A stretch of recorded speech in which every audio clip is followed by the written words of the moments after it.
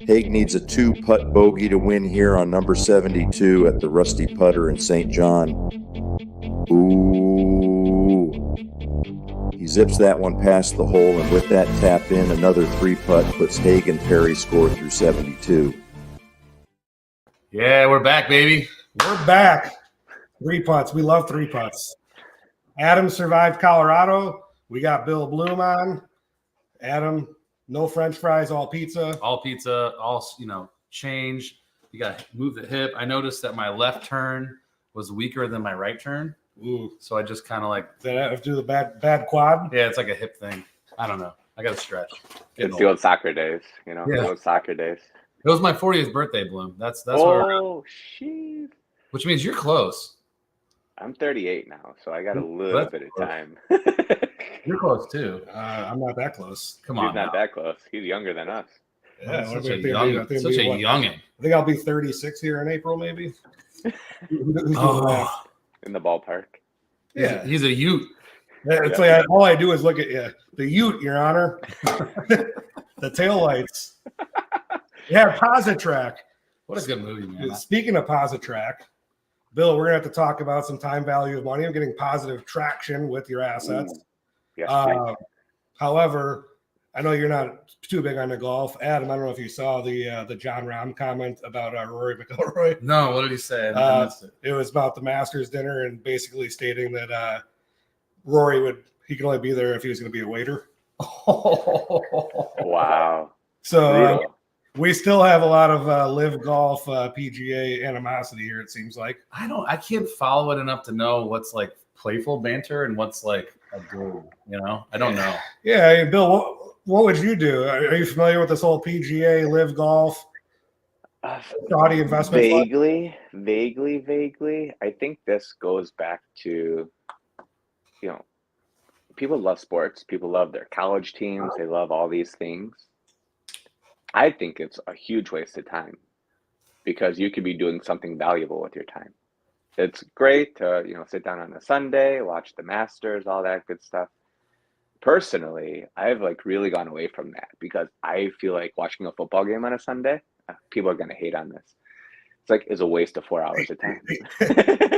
It's like a complete waste because you don't make money. You don't have an opportunity to better yourself. You're sitting there probably eating, drinking, doing things that are not good for you. I think it's all a waste of time. So I don't mean to shut the podcast down right away, but just cancel it. Yeah. I'm gonna go. No, we've been. I think we've been playing pretty hard on the. It's like Art Williams quote about being controversial. You have to be successful in the U.S. You have to be a little controversial, and I think that the whole getting away from the sports sentiment is not a horrible thing. I think once I had a kid, my consumption of football went down a ton. Baseball went down a ton. I still watch a lot of hockey, but my son loves to watch hockey. I left fantasy football leagues behind a couple years ago. I think that's such a waste of time. I've never done one before. I don't know. I just don't get it. I don't get it. You could be doing something beneficial. There's a fellowship involved. So there's a part of the equation that isn't necessarily monetary, but the relationship thing that I think is important for people. But outside of that, I can't disagree with you. A golf course membership works just as easy. Probably drives a little more business. You go exercise.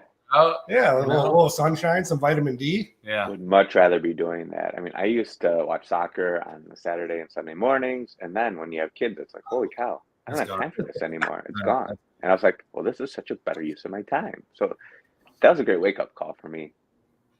So time on that topic.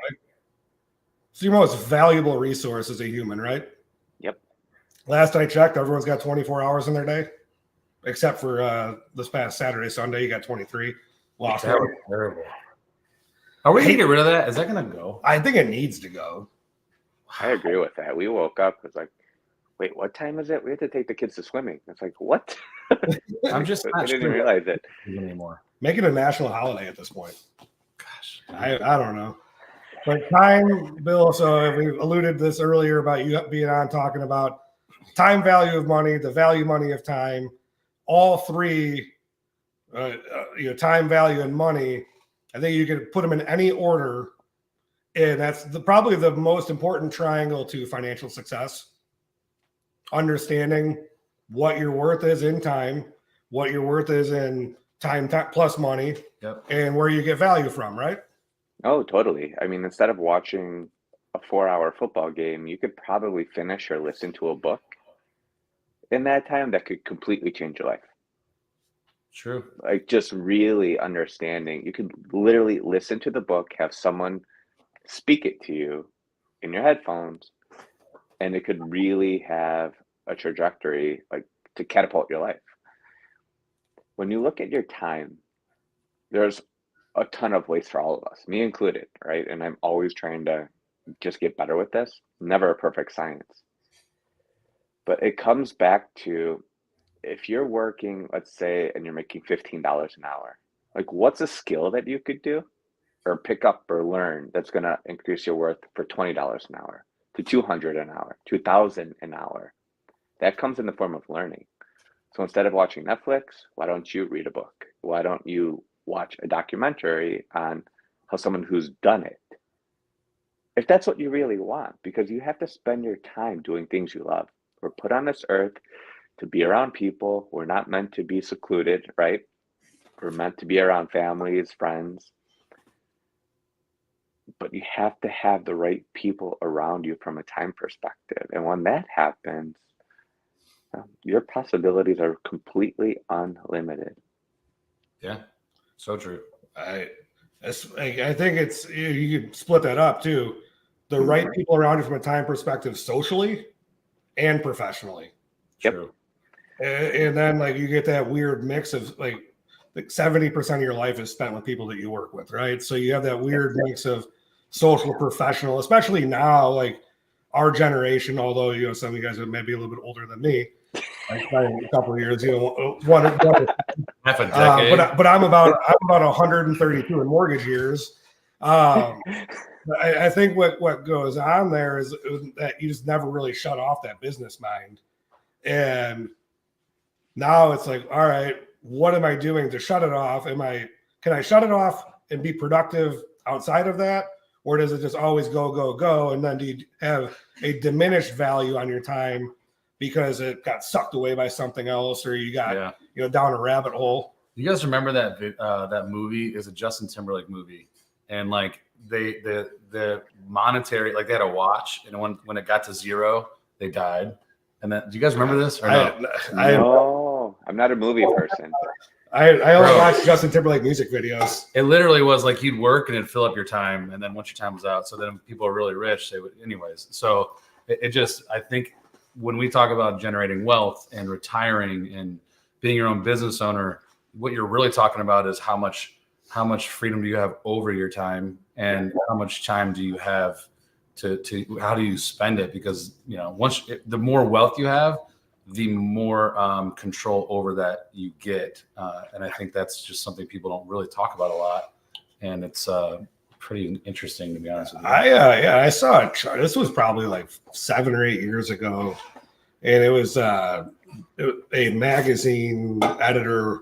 I think it was like whatever, CEO or success or something. And he showed a chart, and it was basically the most successful people he interviewed and how much time they actually spend in their specific business every day and what dollar per hour that yields. Yeah. Like the most successful people, they're in it for an hour and it nets them $45,000 to $50,000 in an hour. And it's because they blocked everything else out, and they know how to just go for 1 hour directly at it. And it doesn't have to, like, that's you're talking about the top 3% of people in the world at that point. But like, one of the biggest exercises I've did on time, I don't know if you guys have read James Clear's Atomic Habits, but it's got a worksheet and you kind of inventory where you're wasting time every day. That's a huge one. Huge one. But then you got to have the cojones to look at it And make a change. Hold yourself accountable to it. Yeah. That is, I think, the hardest part. And we talk about this with budgeting and everything else. And Bill will talk about your app and debt management, all that stuff. But if you're not willing to have an honest inventory on your time, you're not going to have an honest inventory on your budget. Oh, yeah. So you are going to have a very skewed value perception. And that leads us to what all of these corporations are doing, which is preying on the idea of you not really knowing what your value is or having a false sense of your time value and paying this infinite premium on convenience. Right? All Grubhub, Uber Eats, how do we get in your pocket, right? You're Yeah. sitting around watching TV. Oh, well, I need to subscribe to Peacock, and I need to subscribe to Netflix, and Yeah. then Disney Plus. And next thing you know, to coin the Tony Minadero Bruce Hackle comment from a couple weeks ago, you get $19.99 to death. Mhm. Oh yeah, exactly. If you look at how much money you make a year, bless you. If you make 50 grand, 100 grand, $1 million, it's easy math. It's really easy math. Take the total amount of money you make, divide that by however many hours are in the year that you're going to be working. 2,000 is a good average there. It's going to give you your hourly rate. And if your hourly rate is, let's say, $200, you probably shouldn't be going to the grocery store. You're wasting your time. We just don't do it unless we need to get the kids out of the house and like go walk to the grocery store by us. But that goes back to what you were saying as well. You need to know your value. And if you're not to a point where you're making enough money, you have to create more skills. Like Alex Hormozy talks about that all the time. Create more value for yourself. And when you create more value for yourself, you're going to be able to actually give that, but also receive that in a monetary fashion. Because even if you take your paycheck per month, let's say if you make $5 grand after taxes, your 401k, everything else a month, divide that by 20 days. That's your daily spending. Just taking a simple exercise like this is like mind-boggling. Let's say your daily spending is $100, or like your daily worth. You should never be paying or spending more than $100 a day. Yeah. Shouldn't be doing it. Like you shouldn't be going to the bar. You shouldn't be going to the restaurant and spending $300 on a dinner that you can't afford because you just blew through days. Can't even speak today. It's how passionate I am about it. You blew through days worth of your work. Yeah. Like you literally spent 24 hours. You spent your future time that you don't have. Correct. You're right. So you want to talk about everyone's concerned about mortgage rates. You're mortgaging your time. Totally. At an infinite interest rate at that point, because you do that for one day, that's 3 days worth of earnings. Well, what happens on Thursday? You know, that you do that on a Tuesday. What happens on Friday? You know, Thursday, Friday, when everyone wants to go out again. Oh, Well, yeah. now you're 6 days in the hole on a 7-day week, and you only work 5 of them. Yep. And you got to seclude yourself, which is contrary to our social beings. Because you're going to go spend money when you're going to go hang out. No, you're going to stay in your apartment and watch the Masters. Yeah. All right, Bill. So we talked about like the general concept of that, like time value of money, right? I have X amount of dollars today. That money with inflation is probably eroding in value a little bit, right? My dollar today, even at 6% inflation, is worth 94 cents next year. What can people, and then you have all these other draws, right? So we have health insurance, we have taxes, we have taxes again, we have more taxes. I think we've talked about this with you before. It's, maximizing your cash flow by reducing tax liability, and then from there, figuring out your budget, right? I think that a lot of people refuse to use a paper and pencil budget. I think that's the best way to do it, because then you feel it. Yeah, you're honest with yourself. How did you get? So, like when you were establishing your dollar per hour right there, should I Instacart or not Instacart?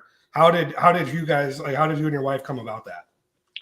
I came about that. That was primarily during COVID too, when I thought to myself, I don't want to be in the stores. I don't want to be out. I didn't know what the truth was behind the whole thing. I mean, I'm sure a lot of people are skeptical about it, but you don't want to take a risk with your family. But also, my business really took off at that point in time because everyone adapted to Zoom, and it made life a lot easier. Because I was driving all over God's green earth, seeing everyone, spending time with them, and it really was a game changer for growth. And I was able to be introduced to people and hold events online. It was so simple.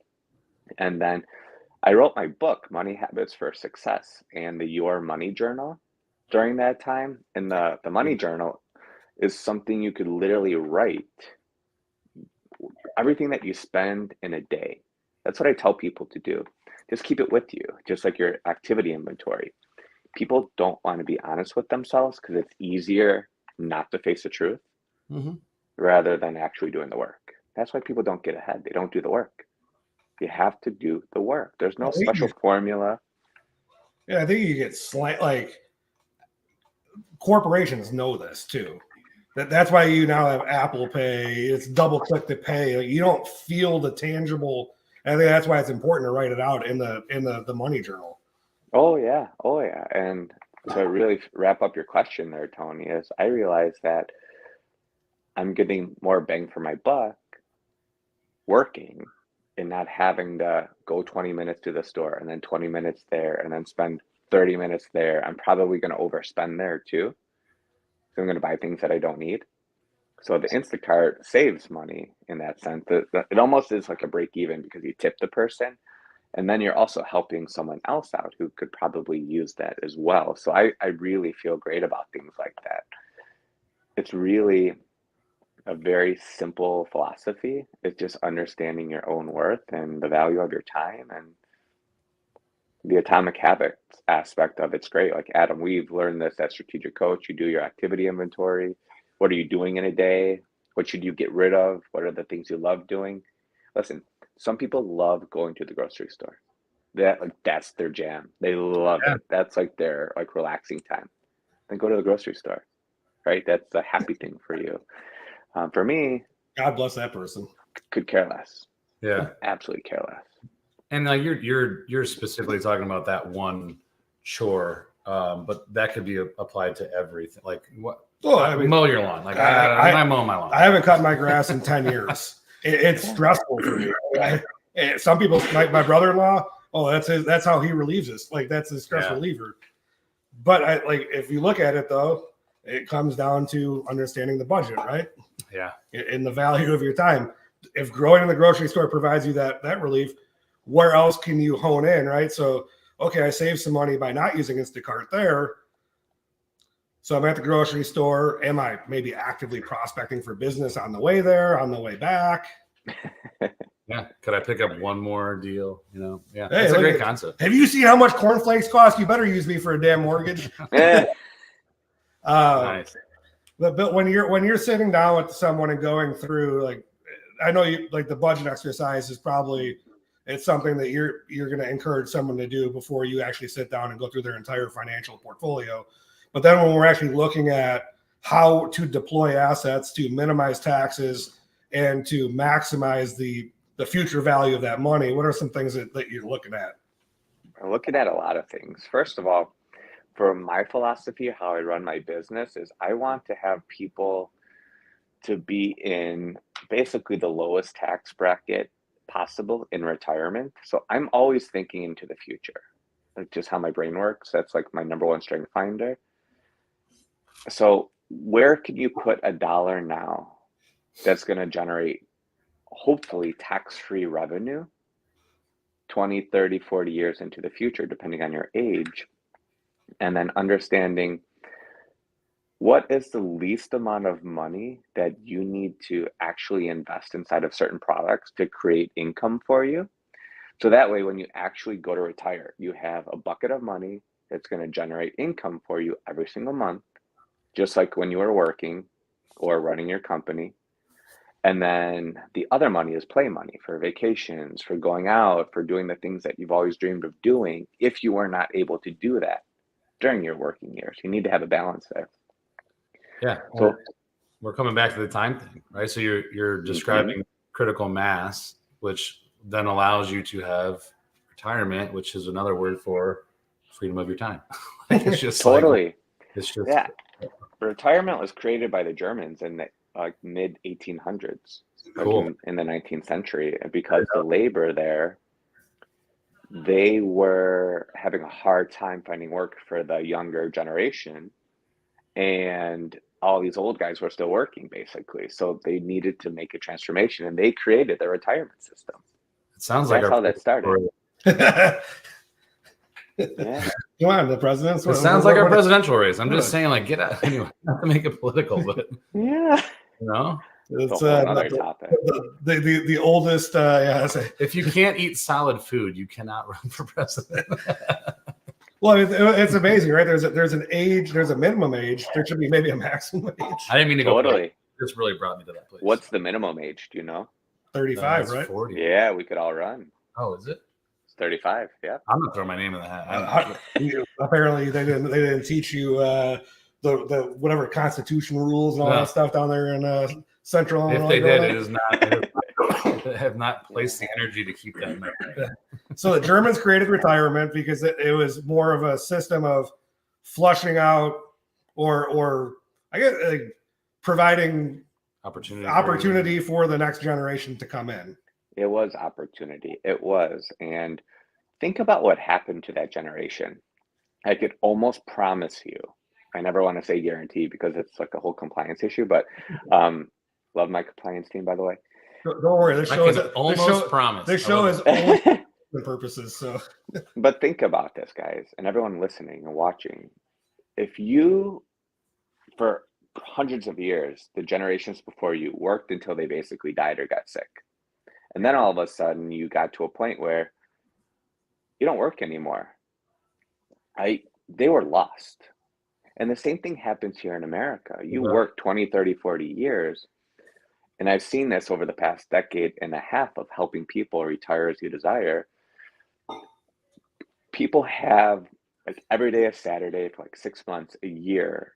And then they're like, oh my gosh, what do I do with my time now? Because, they get to go golf 3 times a week, and then that gets boring. And then they get to go do this or go do knitting classes. I could tell you stories and stories and stories all day long about this. But you have different phases in your life. And this is why your time is so important in understanding what's valuable to you.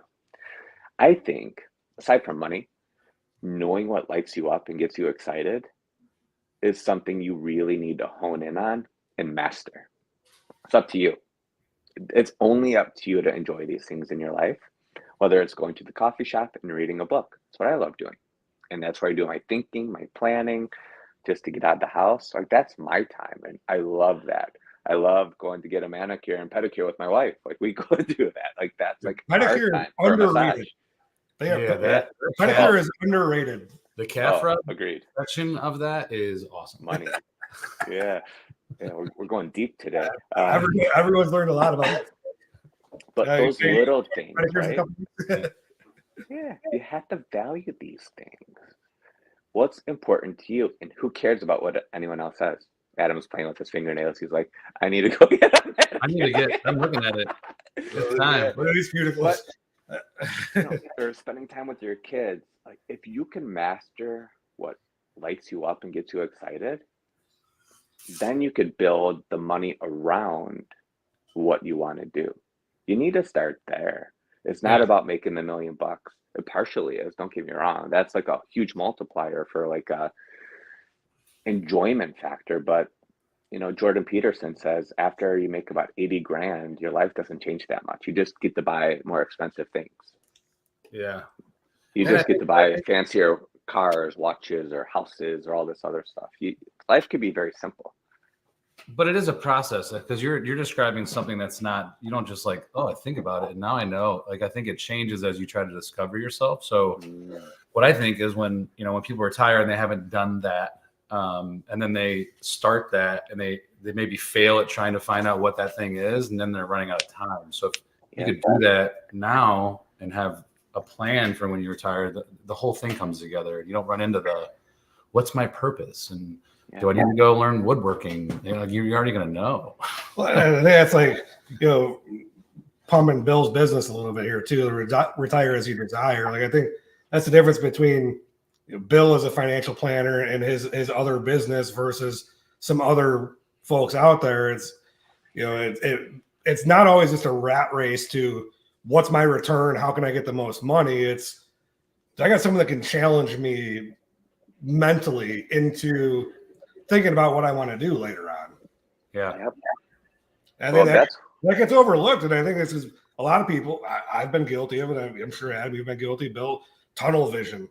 Mhm. I just want to build my business as big as possible, as fast as possible, yeah. and I don't care what the tolls it takes on me.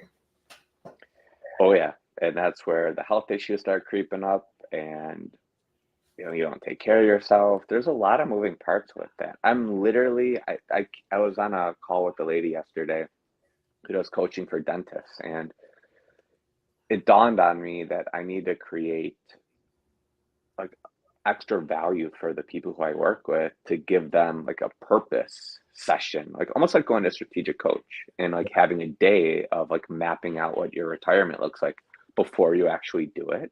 Yeah. So you are prepared mentally. So this is something I'm going to be creating now, another value add, That's cool. so that you can actually understand what does my future actually look like. And it's always going to change. Things are always going to change because once your time frees up, you're going to spend it one way or another. You spend your time. That's why you need to buy your money back, have your money work for you as efficiently as possible, and understand the tax game, because that's the biggest deterrent from being able to retire. I mean, it's great if you have $1 million saved in pre-tax money, but the problem with that is you don't own $1 million. The government has a lien on your money. And they don't even control. know what the rate is. You mean The- the yeah. IRS, theirs? Yeah, well, yeah, they have a lien on your money, and the tax laws are going to change in 2026. So That's we the still biggest- have a I wish we could do a whole thing on that because I think that the American people have been sold. I don't want to call it a lie, but just like hey, shove all of your money that you can into tax qualified, and then we'll tell you in 30 years how much of it we're going to take, but we don't know what that is yet. Well, yeah. That's just the federal part of it, right? Then it's like, oh, what state are you going to live in? Oh my God. Because like when you go to realize that income, how it, like all of that, like it just creates this impossible web. Oh yeah. Well, there's over $30 trillion of pre-tax money that has not been taxed yet in 401k IRA money. So think about that. And the majority of people who own those dollars are baby boomers, Yep. because that was the generation. Because in 1974, I can go nerdy all day with this. Nerd, baby, nerd out. You know, ERISA was created, and now we have bye-bye pensions, hello 401ks, less liability on companies' balance sheets. That boosts their EBITDA, that boosts their earnings, their valuations, because they have less debt on their balance sheets. Yep. So this was all done systematically. I mean, it's not by accident. Oh, it's calculated. Yeah. And then a couple years ago, tax laws changed again, where if you inherit pre-tax money, you have only 10 years to withdraw that. So let's say if you inherit $1 million, God bless you, right? Here's like the dilemma. If you have $1 million, you only have 10 years to withdraw that. And that's going to be taxed at your tax bracket. So if you could defer it for 10 years and maybe it turns into 2, but then you're taxed on $2 million, and then you're subject to that tax year's tax bracket. So 10 years in the future. Your tax bracket is the highest. Yeah. Right. So in that scenario, why don't we systematically take the money out over 10 years and figure out strategies to put it into something that you'll never be taxed on again? Yeah. If there's an option for that. So that's the name of the game, is understanding how much of your own money you're going to keep. And that's part of the equation for your value, but that gets really complicated. Most people don't have the tools because we're not educated on how to do that, and how to figure out your true value because of taxes. It all starts with a daily inventory of where you're spending your money. Yeah. 1, 2, I think there's this, the concept of, oh, well, the uber rich or the uber wealthy people, they just borrow, they never realize income. And there's some thought and some process to that, but then this never ending tax saga. Like I think 1974, ERISA, all the stuff kind of comes into play. 401ks come into play. Well, then you have this entire generation that saved all of their money, didn't really lived rather frugally, and now you have the government is trillions of dollars in debt. Hey, how about this? You got to draw that money.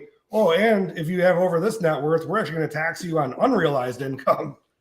Yeah, it's gonna be fun whenever they figure that out. But they got to fund Social Security, they got to fund Medicare, and there's $30 trillion of taxable assets. I think I know where they're going. Yeah, I think I know where they're going. exactly. When you print $10 trillion of money during the pandemic, I mean, what do you think is going to happen? Yeah. It's like if you run your household and you make $100,000 a year, but you take out $1 million in debt, theoretically, right? I'm just throwing numbers out there. Like, someone's going to have to pay that debt, right? That's in the form of the tax bill. Yep. So we'll see what happens. That is true. The tax man does come. And that's why you need Bill. Exactly. You can help plan for these things. I mean, there's ways to plan for this. It's not really rocket science, but you have to work with people who actually love talking about these things. It is really not enjoyable. Surgery. Rocket surgery. Rocket surgery is a hard thing. Let's open this one up. Well, Boeing, it's real tough for Boeing. They're on the outside. The old Yeah, my God. there. Yeah. Southwest wasn't so happy with them. They roasted them. Oof. Yeah, Anyways. how about we don't worry about building those new planes?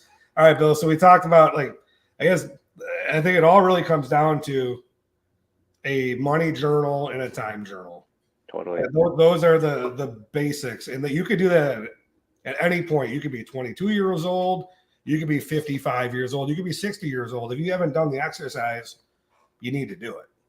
Yeah, and honesty. It comes down to honesty. You got to be honest. You got to hold yourself accountable, right? Like, hey, I ran 3 miles today. Well, I also pounded 6 cheeseburgers and drank 12 beers. Like, I mean, that's one of my favorite things to do. All right. And I really when I walked it. Maybe a taco. I love it. My knees hurt. But it really comes down to that, just having that ability to hold yourself accountable to it and to not be afraid of it, right? Yeah. There is a fear, and I think that fear, we've talked about your app that you're developing with Diane Money, and I think that your personal life experience, you've kind of seen that fear firsthand, right? Of not knowing about financial decisions, not having literacy, not having someone to go to, or being afraid to ask up the food chain. Mm-hmm. And it led you to start developing this app for people's budgets, right? I mean, totally. There were many times where we didn't know if we were going to have a roof over our head as a child, and that was pretty daunting. And I still remember that. And that really toxic relationship with money led me to go into the money game and understand how things work, both selfishly and professionally, because I wanted to understand for myself, for whenever we had a family, I didn't want to be like that. But if you have bad debt, we're trained to go to college. College is debt, right? It's debt. I had $54,000 this year. Time and money. They don't like that word. They like to call it an investment. But It's not. agree with you. Not. Unless you're going to be a doctor or a lawyer or a CPA where you have to do these things. If you're going to turn into like the head surgeon at Northwestern, you got to go to college. That's part of the game. They're like training you to basically see if you can show up and do your work.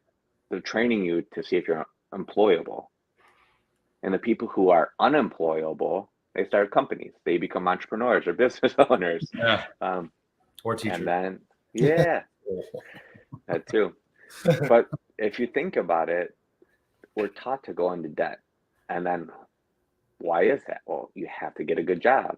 It makes it competitive. It makes you you have to show up. Like you're on the treadmill before you even know you're on a treadmill. Like your parents were brainwashed thinking you have to go to college. You have to do this because this is how you get ahead. Things change between the generations. The people born in the early 1900s who went through the Depression, super scarce because they went through the Depression. The generation after that, the baby boomers, they're very skeptical, slow moving to make big decisions because they grew up with these parents who had these really hard times. And then you see a little bit more entrepreneurial spirit as you go down the different generations. And there's a lot of different understanding behind how these people think and how they act and how they actually want to have their future. Like people younger than us, they just want to be free. Yeah.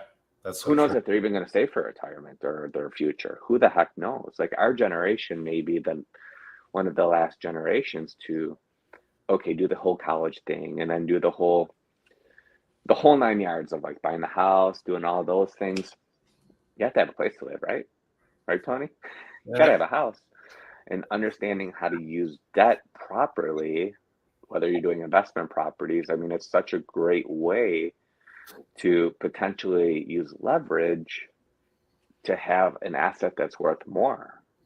Yeah. If you do things right, you have to be very careful with it. But that's why I created the app to show you how to get rid of your bad debt first so that you can still continue to invest and have a bigger and better future. Because if you're not taking care of those little things and being honest with yourself, you're really shooting yourself in the foot. And that's the problem. Sure. That's where it comes down to is the honest assessment of what's bad debt, what's good debt, right? Yep. Leveraging. We talked about this before. I think we talked about it. Like, you could buy $10,000 worth of XYZ stock, but that's $10,000 worth of XYZ stock. Investment in real estate, you can leverage that. A $30,000 investment nets you a $300,000 home that appreciates 5% year over year. You're not even buying that house in that case. Not even to actually, if you're buying a primary residence to make money, you're foolish. Are you saying that you are using other people's money to create your own wealth? Yes. That's amazing.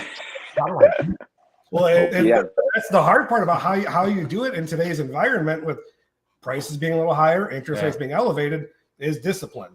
Yeah. And understanding what's bad debt and what's good debt. A mortgage at 7.5%, 30-year fixed, in my opinion, is not bad debt. You could, I mean, it's literally one of the cheapest options of financing, right? Yeah, I've argued with my father about he wants to pay off his mortgage, and that was that generation, just pay it off, pay it off. Like, why would you ever pay that off? Like, why? Never. That's just my opinion. It's my I had a customer a couple of weeks ago. He's like, I don't want a mortgage. I hate mortgages. I'm like, I hate mortgages too.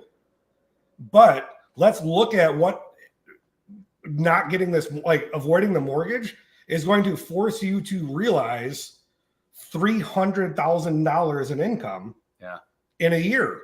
And you've historically made $88,000.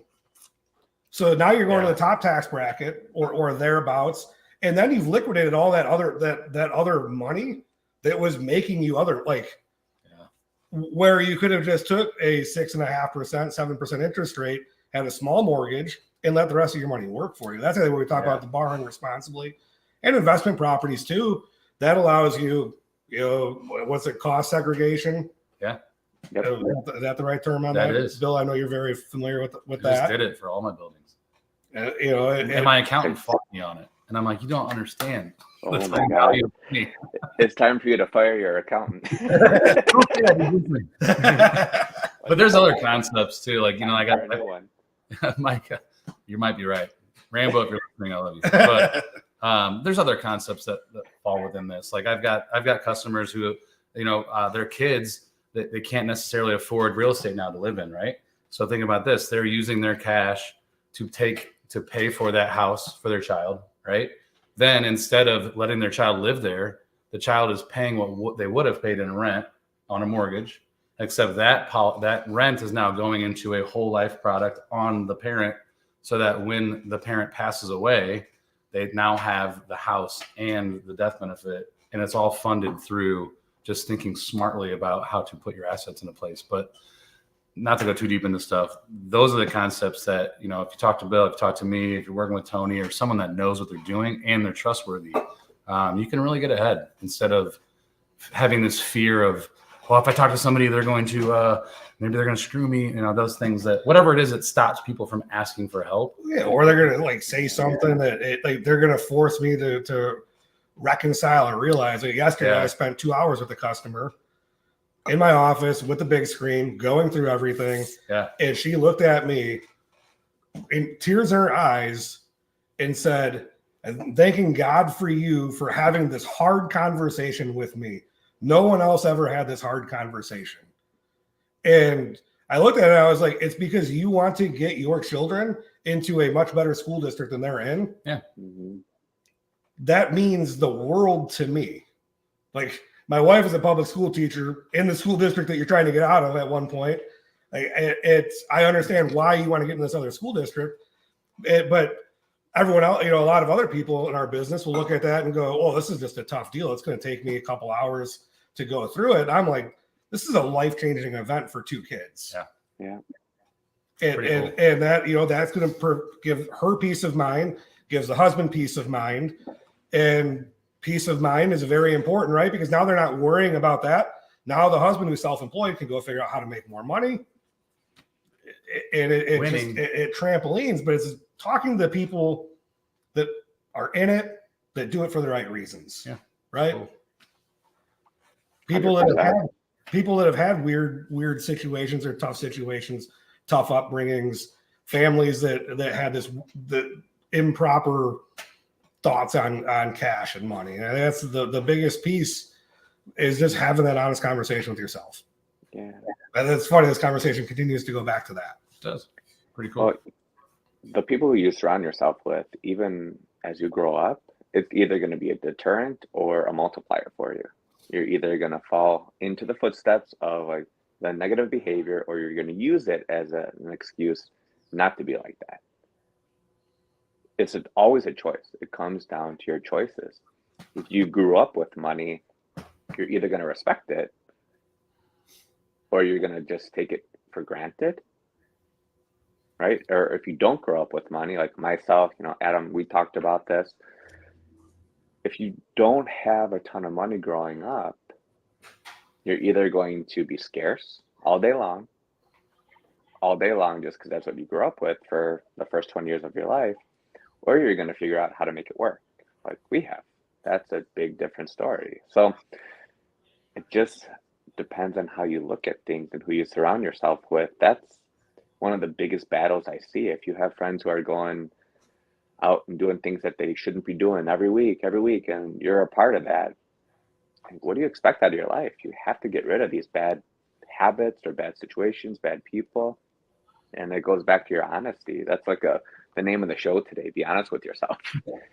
That's been the theme for the whole year so far, is just having the honest approach, writing it out. And I think it's interesting. Like, I know you write things out. You use your Remarkable. I use my Remarkable. Bill, I don't know if you're on the Remarkable kick yet. No, my wife and I were talking about that. Is it money? I was always losing my notes, but it's just all there. It feels like paper. It's like $600. It is. It's great. There's multiple options for it, but this one actually feels like you're writing on real paper. Nice. And for whatever reason, it's just that sensation that makes you, like, I don't know, memorize it a little bit more. It's not like typed into a computer. It's pretty cool. But it's a great way. I keep losing the pens though. Oh yeah, the pens are like $150. $150 for a pen. Oh, that's No, you can buy cheap ones on Amazon. Oh, really? Like $5. I'll have to figure that one out, because I broke 2 of these things already. Anyways, all right. What do we got? Well, we got Bill. We'll let you wrap up here in a second. I think all 3 of us, we have the Happy Gilmore event coming up on, what's that, April 3rd? I got to check the calendar. I almost forgot what day that is. No, April 4th. I think it's the 4th. Yep, April 4th. You come see Bill. You're going to be there, right? I think I got you drunk. I think I drug you down there to the what used to be a Dominic's, is now a movie theater. Cool. Yep. So we'll post a link. Everyone can RSVP to that. That'll be fun. Where else are you going to see Happy Gilmore in theaters? Nowhere. I remember seeing Happy Gilmore in the theater, like when it was out or whenever that was, 90. Like I remember being there. You're probably going to have to stay tuned. I think Adam and I might have to make It's All in the Hips video. And Chubbs died, man. He's RIP. Like this year. Really? He's out. So we do have that event with all 3 of us. So anyone that ever watches this and wants to meet Adam, wants to meet Bill, if you haven't met me before, I don't know why you wouldn't have. But are we gonna have like an autograph table? Are we gonna have? Yeah, we can. I think we Sharpies. can. Bring your own Sharpies, though. I will say that I was at an event for Bill a couple weeks ago. Bill, if you ever know those retire as you desire cookies, Those are so good. Yeah, I did eat 2 of those on the way home, which is don't worry about my health problems. Discipline, right? So yeah, I think back to the theme here. So honesty with yourself. Bill, you have Diane Money coming out. It's going to be, if you don't want to write it out on paper, you could use an app, right? Totally. It'll figure out your debt for you. And people can get in touch with you via? Well, what's the best way? I would say Bill at bloomfinancial.us. Best way to do it. Email is pretty good. But yeah, the Diane Money app's coming out very, very soon, and just here to help people retire as you desire. Love it. Awesome. Well, can't wait to see you in a couple weeks, have you down, have you on the show again. Maybe we'll actually talk about real calculations on time value of money. Probably not. Ooh, that's fun. Yeah, it's probably the most boring thing in the world, right? Adam, anything else? No. Glad you survived Breck. Live Breck. We're ready for the next free day. Just working Yes. towards that. Yeah, you set yourself up. Those lift tickets set you back a couple days. Those lift tickets they're just so expensive. But anyways, it was totally worth it. Skiing is so mind freeing, and you're just anyways. We can talk for a whole episode on that. Maybe next week we'll come in on skis. Yeah. Bill, anything else to part ways with? I know we have tax season coming up. Yeah. Your least favorite part of the year, probably. It's always great. It's always fun getting those last minute tax documents out, but or helping people find them basically. I would say just enjoy your life. Things are taken way too seriously. And if things aren't working for you, have the courage just to change and do things differently. It's up to you to make that happen. Nobody else. No one's going to do it for you. Take the leap. Go for it.